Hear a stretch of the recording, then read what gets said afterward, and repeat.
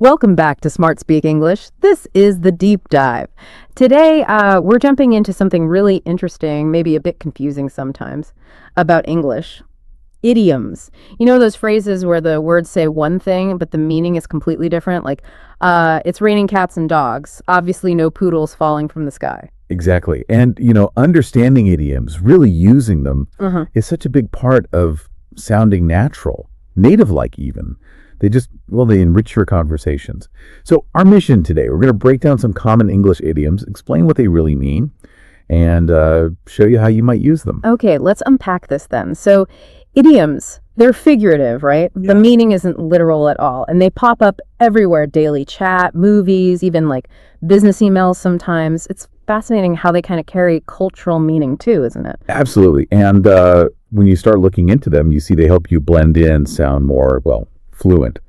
It signals a deeper understanding beyond just the dictionary definitions. That's a really good point. It's not just about memorizing lists. So yeah, let's get into some of the really common ones you'll hear all the time. The ones that, crop up again and again. Okay, first one, break the ice. This basically means starting a conversation, especially when things feel a bit awkward. To make people relax, like, complimenting someone's shoes at a party just to get things going, that can break the ice. Oh yeah, super useful, that one. Okay, next. How about hit the nail on the head? That just means you're exactly right about something. Spot on. Someone might say, you really hit the nail on the head. That's exactly why I was upset. Then there's under the weather. This one just means feeling a bit sick, not quite yourself. So if you're feeling under the weather, you might say, skip a meeting. Right. And spill the beans. Sounds messy. It means revealing a secret, letting something out. You might tease a friend like, come on, spill the beans. What's the big news? Yeah, similar to that is let the cat out of the bag. Also about revealing secrets, often accidentally. Maybe someone let the cat out of the bag about a surprise party. Oops. Okay. Another one, cost an arm and a leg. This just means something is really expensive. Like, wow, that designer bag looks great, but I bet it cost an arm and a leg. Definitely. Okay, how about bite the bullet? This means forcing yourself to do something difficult or unpleasant that you've maybe been putting off. Like, I really didn't want to, but I bit the bullet and finally went to the dentist. Ooh, yeah, I can relate to that one. Something nicer. A piece of cake.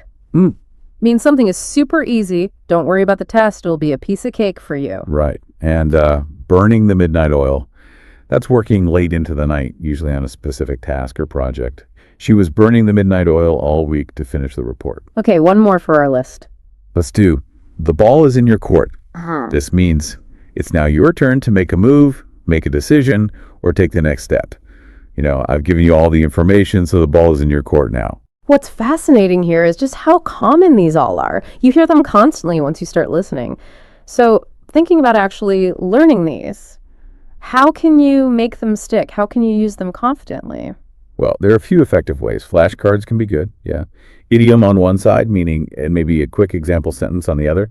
But the key thing is context. Don't just memorize. Try to, use them. Yeah, actually saying them makes a huge difference. And also watch stuff. English TV shows, movies, they're packed with idioms. Seeing them used naturally really helps. It's a great tip. And maybe don't try to swallow the whole dictionary at once. If we connect this to the bigger picture, start small, focus on maybe learning one or two a week.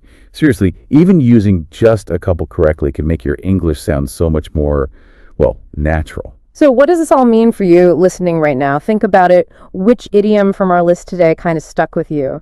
Your favorite? Maybe try using it this week. See how it feels. Yeah, because mastering these, it's not just about adding words. It really is about unlocking a deeper feel for English conversation. And, the culture behind it, it leads to this whole new layer of connection, really. That's it for today on SmartSpeak English. If you enjoyed this deep dive into idioms, please do like, share, and subscribe to SmartSpeak English for more insights. Until next time, keep exploring and keep speaking smart.